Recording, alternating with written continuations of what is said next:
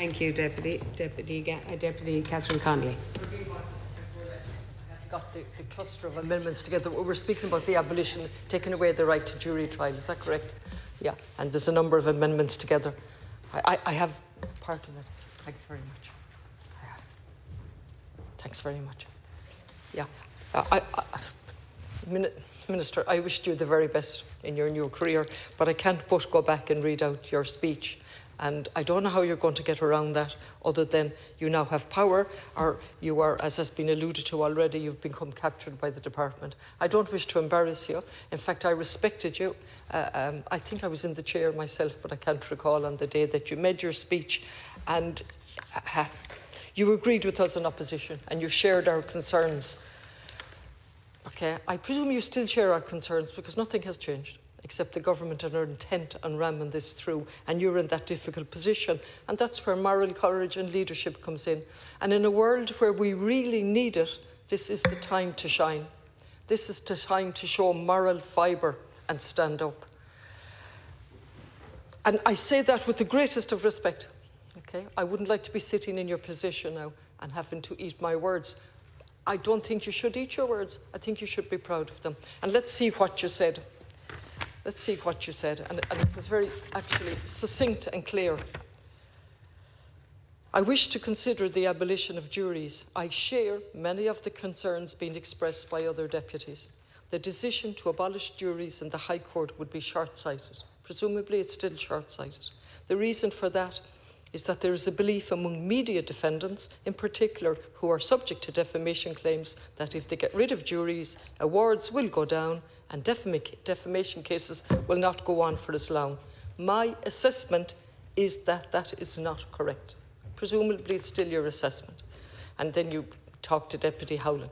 But you go on. If we abolish juries, I can guarantee the House that we will develop a whole body of jurisprudence that will result in cases being repeatedly appealed to the Court of Appeal and probably the Supreme Court. It is seldom the case that people appeal awards or decisions of juries because they know the appellate courts will be very respectful of any decision, and rightly so, reached by a jury of our peers. Obviously, if a jury gives an excessive award, as happened a long time ago, that will be dealt with by the appeal court. But as has been indicated by others in this House, the Supreme Court case, Higgins' case, clearly set out the guidelines. I don't wish, it's there in black and white, and I am appealing to you to show moral courage. This is nothing less than a bowing to vested interests. And I attended a packed AV room lately. And I say this at the risk of losing votes, and it's immaterial to me, really. And the only time that I ever see the AV room packed is when the media turn up. I have the greatest respect for the media, mind you, to a point. And so the AV room, on 2 occasions that I've been there, we have been hanging from the rafters, waiting for our little line from the media. And the media appeal to our good nature, how we must respect them. And obviously, they're absolutely vital in a democracy. We need the media, and we need them doing a good job. But then they went on to talk about abolishing the juries on both occasions that I was there. And on both occasions, they produced nothing except rhetoric and repetition. And indeed, I took the opportunity to point out to them that they were simply using rhetoric and repetition, and God knows what other words, without any substance in relation to the benefits of abolishing juries. And now you find yourself in the position of supporting that empty rhetoric, even though you were totally against it. We have the Irish Council for Civil Liberties absolutely telling us don't do this. We have other organisations on the ground that, and I'm not inclined to pick out one more than another. I'm always impressed with the Irish Council for Civil Liberties and all the other groups. But I do wish to quote a former judge, and I think you might have used it yourself, Minister, when you were making your contribution, but I'm not 100%. But he went to a lot of trouble. Mr. Justice Bernard Barton, now retired, former head of the Civil Juries Division of the High Court. He, along with senior counsels, and I think there were junior counsels there on the day, made a presentation in the AV room. and set out all of the facts for us. Now, you know that Science Foundation, they're no longer called that, always told us and brought us into the AV to tell us the importance of evidence. We should have our policy and our decisions based on evidence. Remember that, sort of a lecture on high from the Scientific Foundation to always have facts. And here we have the facts from a former judge telling us precisely the danger of what we're doing if we pass this. If enacted, the proposal would not only strip the citizen of the right to choose the mode of trial by which the facts of a case are to be decided, whether by a judge and jury or by a judge alone, but would also, and equally important for me, given 25 years of local politics and in the Dáil, and watching the constant reduction and diminution of the local democracy and the removal of powers. And now we're doing the exact same in relation to the one area where people can participate in the court service.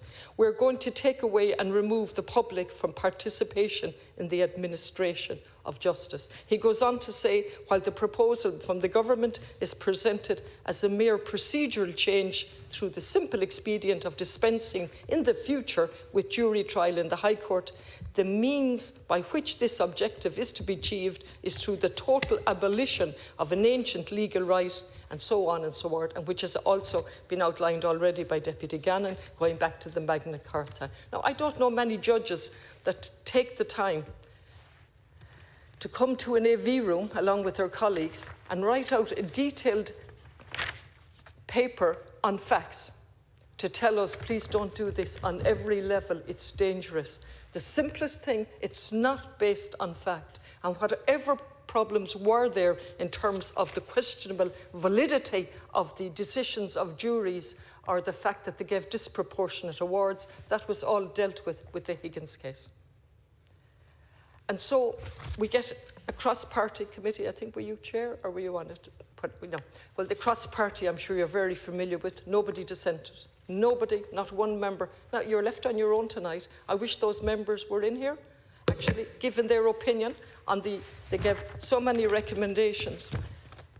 And again, backbenchers cry out for time, and we've had a huge delay in getting on with all of the business of the Dáil because of people and members saying they don't have time. Take a look, take a look. No time limit at this stage of the debate, no time limit. And there isn't a member, as I can see, of the Justice Committee. I only set it on it for a very short period. And they gave their recommendations, and members have already alluded to these, 18 recommendations. Recommendation number 1, I'm not sure if it's in order of priority, but it's number 1. The committee recommends that the proposal under Head 3 at the time to abolish juries and High Court defamation actions should be removed. The committee recommends that juries should be maintained in High Court defamation actions in order to make findings of fact and so on. Deals with quantum. Now, I really don't know what has changed since then, September 23. I'm not sure why none of the members are in here to stand over what they agreed to. I know we're all busy. I was taken by surprise that this has come earlier. I'm delighted. So I'm not one to point a finger. But it's certainly significant that there's nobody in from that to say, look, this is cross-party thing. So I'm going to finish, Count Corley. You'll be glad to know within a minute or two. I am appealing to you on a broader level. At a time where the government talks about misinformation and disinformation and restoring trust, the biggest problem I experience as a politician is the lack of trust and belief in what we say. I have no difficulty, and people have no difficulty if I have a different view, as long as they can trust me. That's what I stand for. Not rigidly, but that I stand for something, or any TD. I'm not talking about myself in particular. So here we have somebody of your calibre. Here we have the people of the calibre on this committee saying, don't abolish juries. And we're going to abolish juries. Something somewhere is wrong. When we need leadership today more than ever, where democracy is being diminished and reduced on a daily basis, on every single level, in our planning laws, which started when we stopped people appealing to Bord Pleanála if they hadn't gone in at first level at local authority level, onto taking away the powers of waste management and all the powers we've taken from councillors and got rid of the town councils and so on and so forth. We have very few avenues as a society where to participate. And you know more than I, because you're longer in the House, that the consensus mentality is dangerous. I read somewhere lately, and I'll paraphrase it, doubt is difficult, certainty is dangerous. And the certainty that the government is now telling us that juries need to be abolished based on non-facts as a result of pressure from particular groups is particularly worrying. And it tells us we've learned nothing if we go back to the banking inquiry and the Nyberg report. And the big thing that man highlighted was the consensus mentality, that nobody spoke out, that everybody went with the flow. And we're back in that stage with everything. We're back in that stage with neutrality. We're back in that stage with Gaza and Palestine, where if we speak out, any of us, we're anti-Israel, we're anti-Semitic. And you're asking me why I bring all of this in, because it's the same theme, the consensus mentality at all costs. I'm asking you to break that, not just for the sake of breaking it, but because of the words that you spoke very honestly, very openly here, and you shared your concerns and thought it was the wrong decision. It's time to make the right decision now. The Deputy Minister to respond. Count Corla, first of all, I want to thank colleagues and deputies for Colony have very effectively referred to what I said at second stage. Can I tell you what has changed since the second stage debate? And in many respects, Deputy Connolly, you and I are in a different position. There are great advantages in being an independent member of Dáil Éireann. There are also disadvantages as well. Similarly, when it comes to being a member of a political party, there are many great advantages. There are also disadvantages, as I'm sure the other deputies here can tell you. One of the consequences in terms of membership of a political party is the need and the necessity for compromise. There has been a general election since the second stage debate. Fianna Fáil put forward a manifesto that I supported. It included within it a requirement that the Defamation Bill, as going through the Houses of the Oireachtas, would be enacted. There was then a debate between different parties in terms of the formation of government. A programme for government was agreed between the two parties. I am a minister in that government. So I am bound, because of the principles of compromise, because of the principles of collective responsibility, to give effect to what was agreed in the programme for government. It is agreed in the programme for government that there is to be enactment of the Defamation Bill as it went through second stage. Now, I suppose, Deputy Connolly, you can say that that lacks moral courage, but that's the difference, I think, between being an independent and being a member of a political party. My own view is it's not a question of morality as to whether or not juries remain in High Court defamation actions or not. It may, however, be a question of morality in terms of what I said previously in the Oireachtas, and you will present it, no doubt, as me changing my mind. I don't agree with that. What it is, in effect, is what you're seeing here is a recognition of the compromise that is required if one becomes a minister in a government and if one signs up to a programme for government that contains a principle that was in conflict to what I had said earlier. So you're perfectly entitled, as are other deputies, to criticise me in terms of what I said before. But I have to recognise that as Minister for Justice, in a government that has been agreed, in which has a programme for government in place, the government wishes to remove juries from defamation actions. At the outset, can I just say there are very few civil actions remaining where juries determine the cases. The only civil actions remaining in the High Court where a jury determines the outcome are defamation, false imprisonment, and trespass to the person, sometimes known as assault. They're the only cases where you have an entitlement to get a jury in the civil courts of the High Court. Obviously, if you go in the Circuit Court in the defamation case, there's no issue. You're not entitled to a jury in the Circuit Court defamation action. And I just ask rhetorically, if people genuinely believed that juries are so necessary for the purpose of vindicating one's good name, why then isn't there an amendment to say that there should be a jury in a circuit court hearing of a defamation action?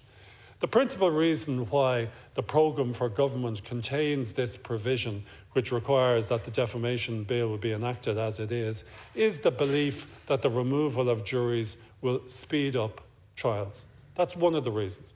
And it is probably hard to dispute that the removal of juries will speed up a trial. As I indicated to you at the outset, and I think one of the judges who presides over these civil jury actions in the High Court has noted this recently, it takes time to put in place a jury. Individuals are selected. They're told to come to court at 10:30 in the morning. There's then a process which invariably goes on until 1 o'clock to select a jury. Jurors can be challenged. So then the case, you've lost half a day then. You've got the case of the jury being impanelled, sworn in. Then there are the opening speeches to the jury. Counsel for the plaintiff gives an opening speech. Then the case goes on in the orthodox way with witnesses there. And after that, at the end of the evidence from both sides, there are closing speeches to the jury. Then there is the judge's charge to the jury. And then there is the determination and deliberation of the jury.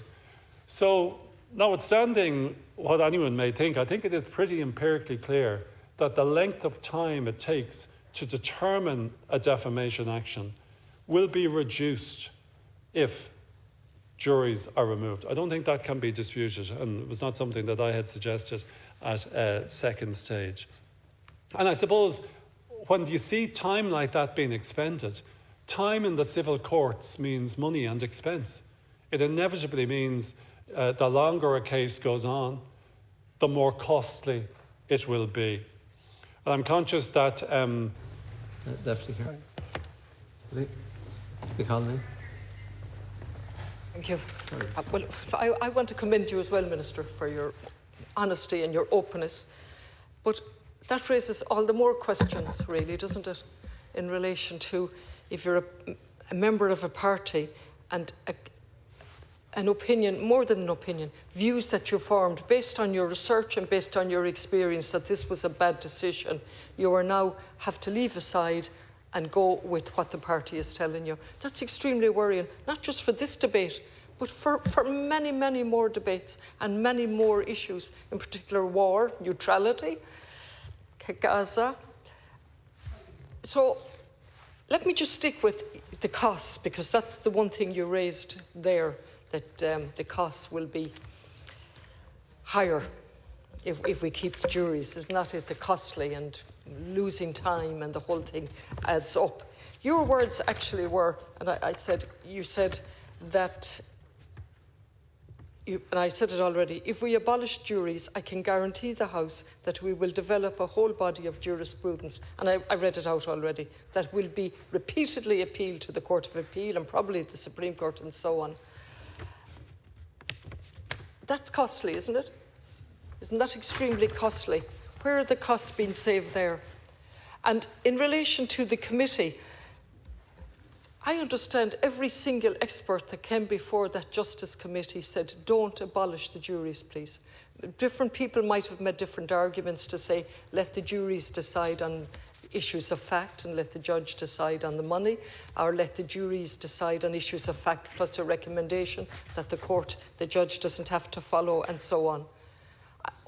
How can we stand here as elected members, look at that committee, and I know that ministers will stand up and say we don't have to follow committees, but it is significant that it's cross-party. There's no dissenting judgment. There's nobody saying, don't, please, abolish the juries. And so I'm going to go back and just pick up, I have left law, and defamation wasn't my area, so I don't speak at all in any legal capacity. I speak as an elected representative who has the greatest of respect for democracy, and the more that I spend time in this stall, the more respect I have for the judiciary and the independent law profession. And I was extremely critical in my time, I can tell you. And there are many, many problems with people being excluded from the court services and the legal aid, which we're waiting on the review and so on. There are many, many problems with the courts. and access to the courts. But the longer I spend in here, the more respect I have for the independent bar and the solicitors who do tremendous work, and the judges, particularly having spent this time and particularly having read the reports of the Grace case, which we'll get a little time to look at tomorrow. And when I see institution after institution defending itself over and over and over again, and the amount of reports, and we had, we'll be going into it with little time tomorrow, but in relation to the Dignam and the Dine, all of the reports, Divine report and so on. And why I'm mentioning that is because at every stage it was an absolute, on each stage, an acute example of the institution defending itself. So therefore, that's why we need independent court service and we need the role of the juries. And I see you nodding, and I know you agree with this. So let's go back to some of your arguments. Well, if you're not, I don't mind, but you certainly seem to be. So let's look at what the judge said, the retired judge, just in relation to the court. This decision to change the defamation law was necessary. The decision was necessary. But the decision to abolish the juries came from a report done by the Department of Justice.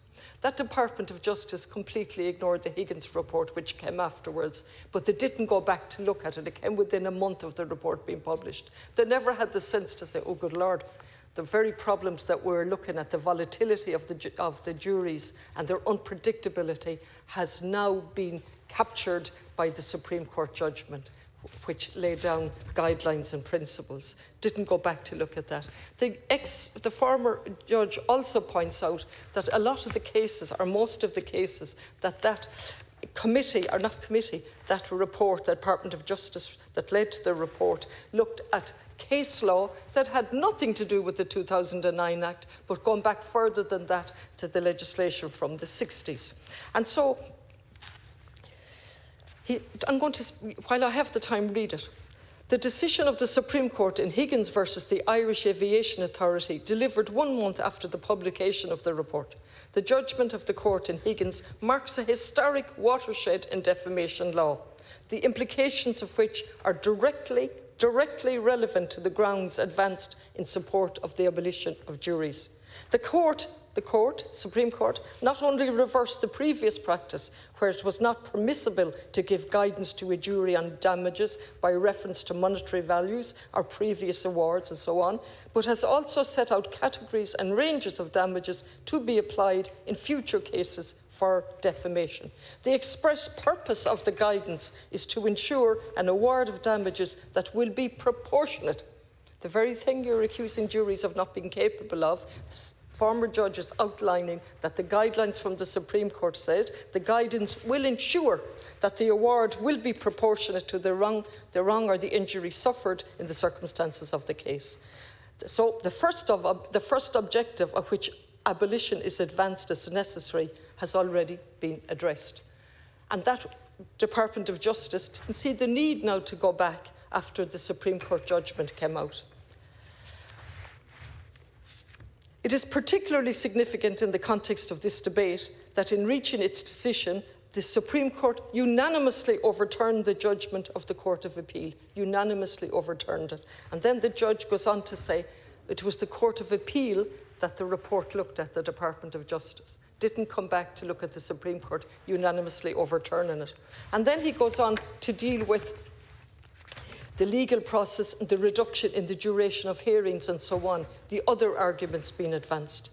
Insofar as there were delays in having jury trials and defamation cases heard, this has nothing whatsoever to do with the fact that the cases were jury actions, but rather was totally due to the lack of resources and a failure to appoint a sufficient number of judges to deal with the enormous increases in court business, particularly over the last 2 decades. Now, the former judge goes on to point out that judges were appointed and so on, and he does acknowledge that, but he's going to the arguments that the Department of Justice and the government, he's undermining those arguments. With regard to the claim that the length of the litigation process, and this goes directly to yourself, Minister, with regard to the claim that the length of the litigation process and legal costs will be reduced by abolition of jury trial, it should not be overlooked that one of the longest defamation trials in recent times was a case tried by a judge alone. The trial lasted 29 days. It is in the nature of defamation law that in serious cases trial duration can be protracted rather than because it's a jury trial, and so on and so on. I probably won't be speaking again on this, Minister, so that's why I'm taking the time that I have to look at that. The cases, the grounds advanced, the costs, the volatility of judges, of juries, and the lack of proportionality are groundless. They're without basis. And so we have a government that's now abolishing juries on the basis of pressure. I would have thought, and I disagree with you in relation to 1988 when we abolished juries in the other matters. I don't agree. The same pressure was brought to bear then. Absolute pressure to get rid of juries without an analysis as to what improvements would follow. And there was just one final thing that is wanted to mention. Yes.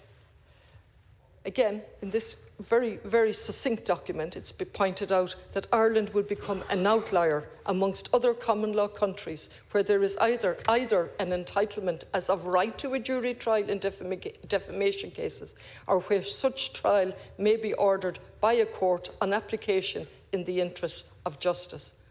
And I'll finish because you outlined that it's really, this is the last stage in Poge. We don't need juries anymore. If we don't need them in other cases, why would we need them in defamation cases?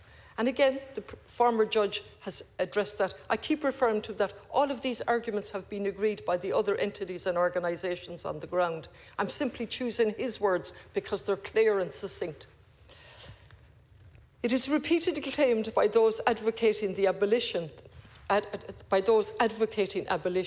the retention of the right to trial by jury in defamation cases represents an illogical anachronism which should be swept away in circumstances like you've outlined, where the right to trial by jury has already been abolished for most, if not all, other civil wrongs.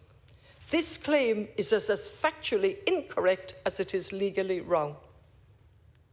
The fundamental rights of the citizen guaranteed by the Constitution, particularly to the individual, specifically the rights of liberty, the right of expression, to a good name, to bodily integrity, and to the ownership of property, including the inviolability of the home, are amongst a range of other civil rights recognised by law which may be vindicated through trial by jury. Okay. They're all of the arguments that have been outlined to us. So having read them all and having looked at them and looked at the cross-party recommendations and listened to the Irish Council for Civil Liberties, I cannot vote for a bill that abolishes juries based solely on pressure without evidence, when the evidence is quite to the contrary, at a time where we need language to mean something. Thank you. Then Deputy Connolly talked about, I think it was conscience. Like, I got to say, and maybe my level of conscience isn't as heightened as Deputy Connolly's, but like, I don't view the abolition of juries in the High Court in the same way as issues such as Gaza, neutrality or war should be considered. Like, it's a significant change, I appreciate that, but it is not a principle of, certainly for me, it is not a principle of such conscience that I'm required to genuflect before it.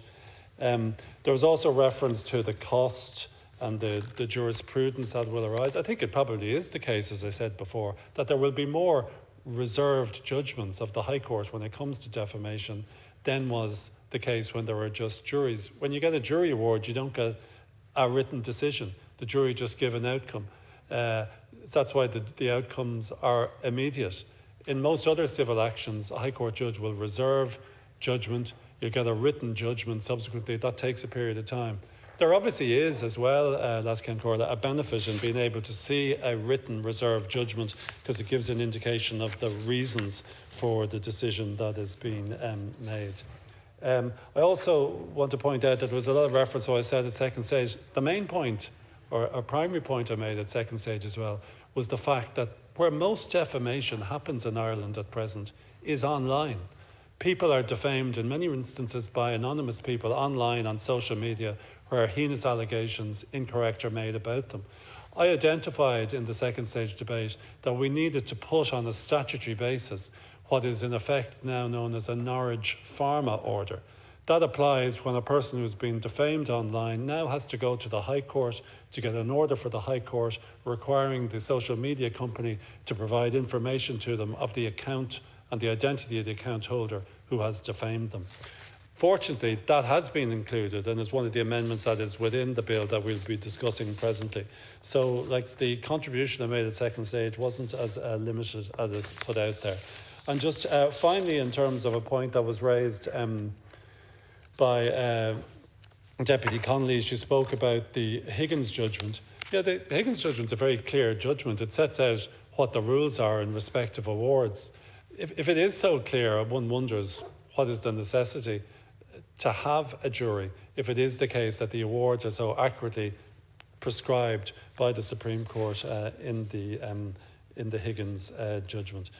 Ultimately, like, the juries, if you look at it in America, people talk about the common law world. In America, they have juries for most things.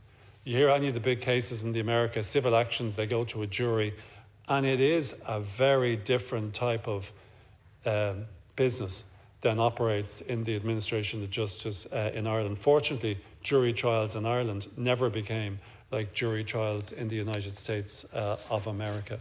But like, I think it is the case, and I'm open to correction on this, but certainly I think it is the case in the United Kingdom, in England and Wales, that jury actions, juries do not determine defamation actions in the High Court in